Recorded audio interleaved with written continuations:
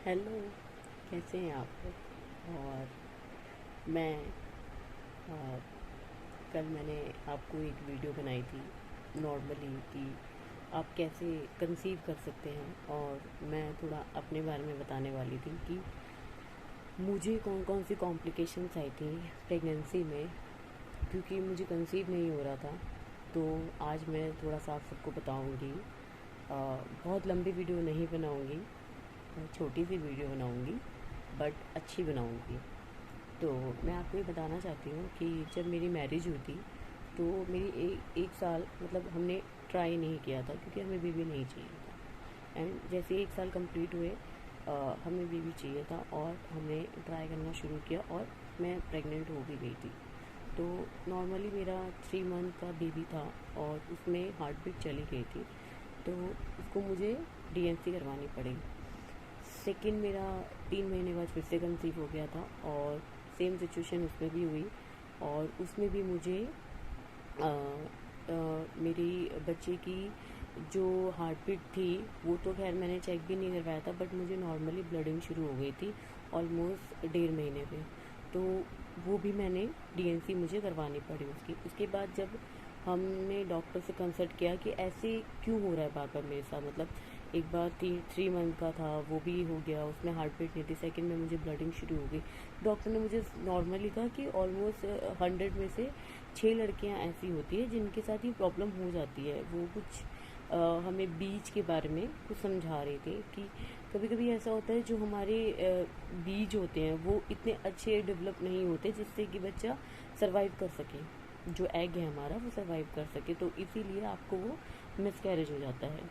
तो उस वक्त तो हमने इतना ध्यान नहीं दिया, क्योंकि मेरी एज भी कम थी, और इतनी बार 2 बार डीएनसी करवाने के बाद ऑलमोस्ट मैं ये सोच रही थी कि मुझे अभी बेबी करना ही नहीं है।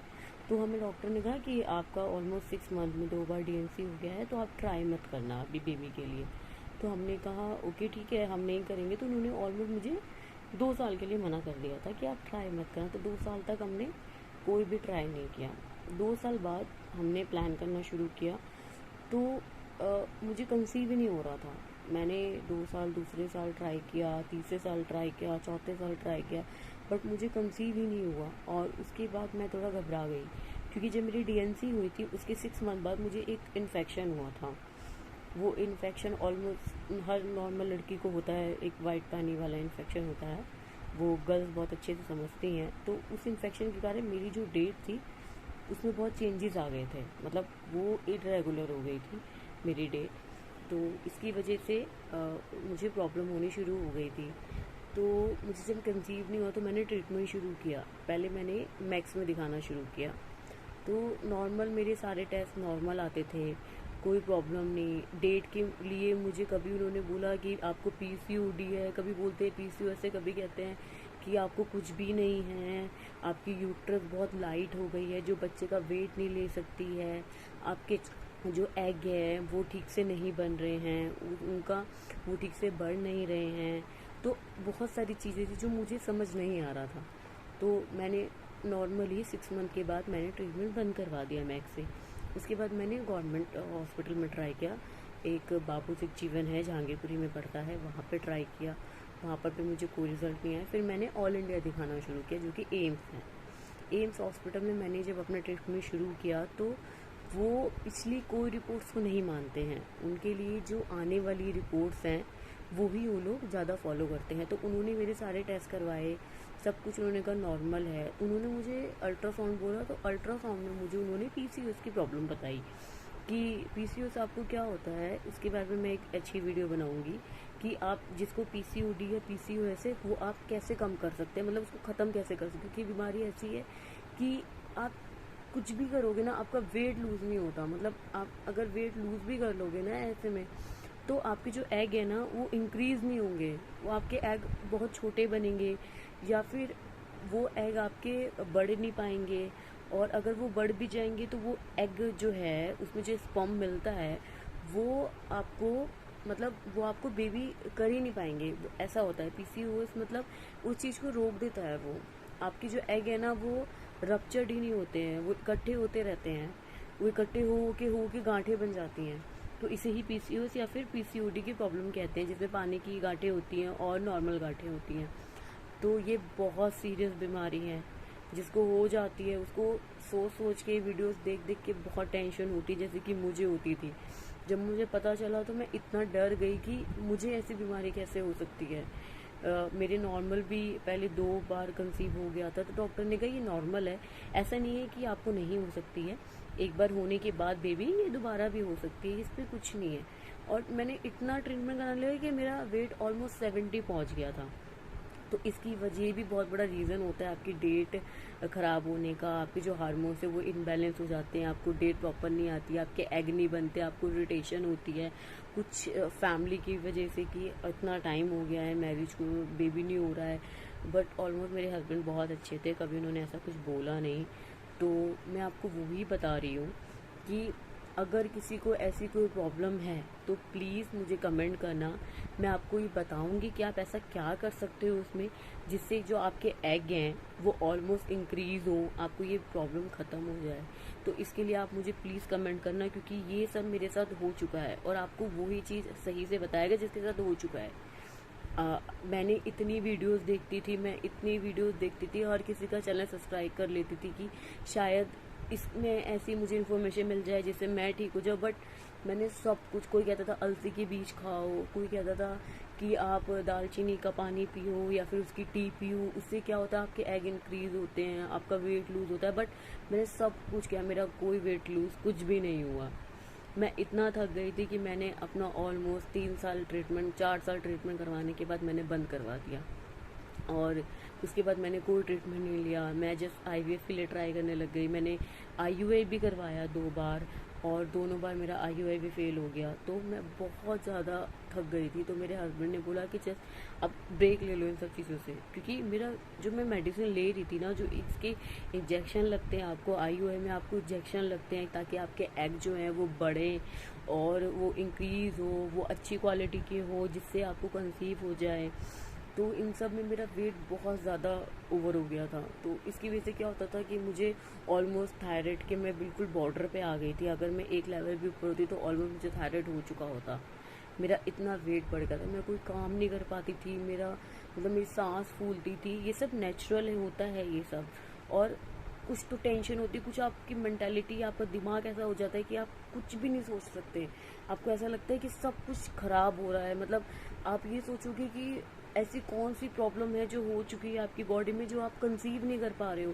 और ये हर दूसरी तीसरी लड़की को ये प्रॉब्लम हो रही है। पहले ऐसा कुछ भी नहीं होता था, बट अब हर दूसरी तीसरी लड़की को ये प्रॉब्लम होती है। आप जब घर में बैठते हो आप सोचते रहते हो 24 घंटे कि आपको ये प्रॉब्लम होगी, बट जब आप हॉस्पिटल जाते हो ना, आपके जैसे बहुत लोग मिलते हैं वहाँ पे बहुत, तो आपको ये लगता है यार मेरे साथ ये प्रॉब्लम नहीं है, ये मेरी बॉडी नहीं है, ये हर किसी के साथ ये प्रॉब्लम हो रही है।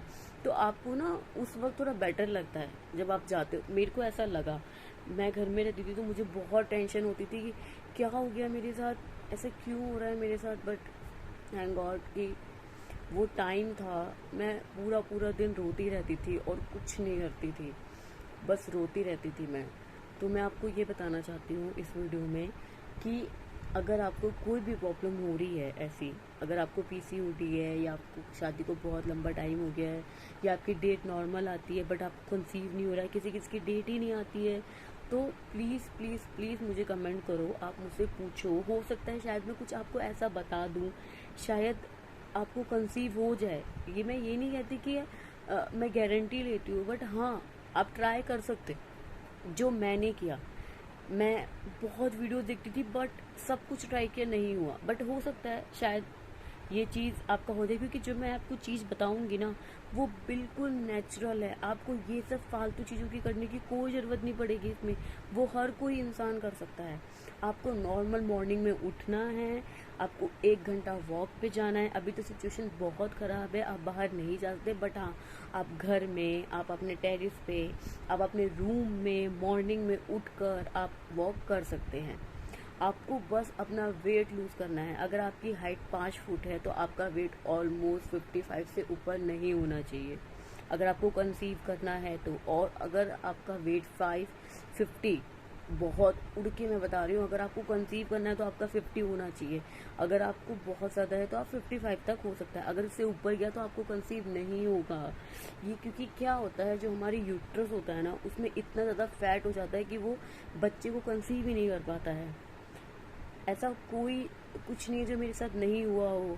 अगर मेरा पीसीओडी ठीक होता था तो मेरी यूट्रस में जो लेयर है उसकी लेयर ठीक हो जाती थी। मतलब मुझे इतनी प्रॉब्लम होने लग गई थी कि मुझे ऐसा लगता था शायद मेरी बॉडी ऐसी है, शायद मैंने ही कुछ ऐसा किया है जिसकी वजह से मेरी बॉडी ख़राब हो गई है और मैं कंसीव नहीं कर पा रही हूँ। मैं डिप्रेशन में आ गई थी इतना ज़्यादा कि मैं आपको बता नहीं सकती। मैं सोच रही थी कि मैं सुसाइड कर लूँ और शायद मैं मर जाऊँ। मेरे साथ ये प्रॉब्लम हो रही है। मैंने 2 बार ट्राई भी किया, बट वो टाइम ऐसा था कि मैं सोचती हूँ ना तो मेरे रोंगटे खड़े हो जाते हैं और मैं वो चीज़ सोचना नहीं चाहती दोबारा से। तो मैं इसलिए आप सबको बताना चाहती हूँ कि प्लीज़ प्लीज़ प्लीज़ आप टेंशन बिल्कुल मत लो। अगर आपकी रिपोर्ट्स नॉर्मल हैं, आप ट्रीटमेंट करवा चुके हो, आप थोड़े टाइम के लिए ब्रेक ले लो उस चीज़ से। आप घर में रहो, आप छोटी मोटी चीज़ें करो, आप अपना नॉर्मल वॉक करो, पहले अपना वेट लूज़ करो, उसके बाद मैं आपको चीज़ें बताऊंगी, आप वो चीज़ें लो। आप ऑलमोस्ट ट्राई करो तो आपको कंसीव हो जाएगा। Thank you. और मैं आपको और आगे और बातें बताऊंगी। अभी मैं इतनी ही वीडियो बनाऊंगी ताकि आप थोड़ा सा मेरी बातों से, कभी कभी क्या होता है आप किसी की बातें सुनते हो ना तो भी आपको बहुत अच्छा लगता है। जब मेरे को ये सब टेंशन थी तो मैं सोचती थी मैं किससे बात करूं, मैं किससे बात करूंगी तो शायद वो मुझे समझाएगा और मुझे ऐसा लगेगा शायद कि मैं गलत कर रही हूँ, मैं ये सब सोच रही हूँ बहुत गलत है। तो कभी कभी क्या होता है हम कुछ ना करके भी बहुत कुछ कर देते हैं। अगर मैं आपकी फाइनेंशियली या फिर मैं आपकी किसी चीज़ से मदद नहीं कर पा रही या फिर मेरी कोई ऐसी चीज़ है जो आप कर रहे हो बट कंसीव नहीं हो रहा, तो एटलीस्ट मैं आपकी मेंटालिटी या फिर मैं आपकी दिमाग को एज इट इज़ ये तो कर सकती हूँ ना कि आप थोड़ा सोचना बंद करोगे और थोड़ा ट्राई करना शुरू करोगे। और मैं आपको गारंटी देती हूँ जो मैंने किया ना, मेरे को इतनी प्रॉब्लम थी, अगर आप भी करोगे ना आपको कंसीव हो जाएगा। आपको कोई ट्रीटमेंट की ज़रूरत नहीं पड़ेगी यार, कुछ नहीं करना पड़ेगा आपको। आप बिल्कुल फ्री माइंड से सब कुछ करो, आप नॉर्मल वॉक करो, आप नॉर्मल, मैं एक एक दिन में 4-4 5-5 संतरे खाती थी। आपको विटामिन सी बॉडी में बहुत ज़रूरी है। आपके एग के लिए, एग की क्वालिटी के लिए आपको विटामिन सी बहुत ज़रूरी है। आपको कोई मेडिसिन नहीं लेनी है इसके लिए, मेडिसिन नहीं खानी है आपको नॉर्मल चीज़ें खानी है जिसमें विटामिन सी हो। आपको ड्राई फ्रूट लेने हैं मॉर्निंग में, आपको अपना खाना पीना अच्छा करना है, अपनी नॉर्मल एक्सरसाइज करनी है, आपने नॉर्मल अपनी डाइट अच्छी रखनी है। अगर आपको बेबी कंसीव करना है तो चाहे जितना आप ट्रीटमेंट में पैसा लगाओगे ना, इतना अगर अपनी बॉडी पे लगा लोगे ना, आपकी बॉडी आपको बहुत अच्छा महसूस करवाएगी और आपको कंसीव हो जाएगा। तो मैं बहुत लंबी वीडियो नहीं बनाऊंगी, मैं जैसा हमेशा बोलती हूँ, क्योंकि मैं बहुत वीडियोस देखती थी इतनी लंबी लंबी, कोई 1 आवर की बना रहा है, कोई 50 मिनट की बना रहा है, तो मैं कट करके देखती थी तो मुझे अच्छा नहीं लगता था। तो इसलिए मैं भी चाहती हूँ कि कोई मेरी वीडियो को कट ना करे। बट हाँ, अगर वो मेरे को सुन रहा है तो एटलीस्ट उसके ये तो लगे कि कोई कुछ ऐसा है जो इसने काम का बताया है। तो प्लीज़ आप स्ट्रेस मत लो, आप कोशिश करो।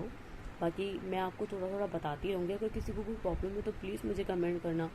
और अगर मैं आपको अच्छी लगी या फिर मेरी बातें या फिर आपको और कुछ पूछना है तो प्लीज़ प्लीज़ प्लीज़ सब्सक्राइब करना और मुझे प्लीज़ बताना कि मैं आपकी कैसे हेल्प कर सकती हूँ। बाकी मैं अपनी जो अगली वीडियो बनाऊँगी उसमें मैं आपको थोड़ी बहुत अपनी रिपोर्ट्स दिखाऊंगी कि मेरे को कौन कौन से ट्रीटमेंट की ज़रूरत पड़ी, मैंने क्या क्या करवाया और मेरे एग कैसे थे।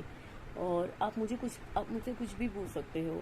और बाकी मैं और आगे चीज़ें बताऊंगी कि आप और क्या क्या करो। बाकी मैं आपको डेली रूटीन भी बता सकती हूँ। और अगर किसी का बेबी है तो मैं उसके बारे में बताऊँगी कि आप अपने बेबी को क्या क्या फूड दे सकते हैं जिससे बेबी हेल्दी रहे आपका। अगर बेबी के दांत निकलते हैं तो आप उसमें क्या क्या चीज़ें कर सकते हो। तो मैं आपकी बहुत सारी चीज़ों से हेल्प करूँगी। तो thank you, I love you. और बस, थैंक यू, बाय। मैं आपको अगली वीडियो में मिलूँगी।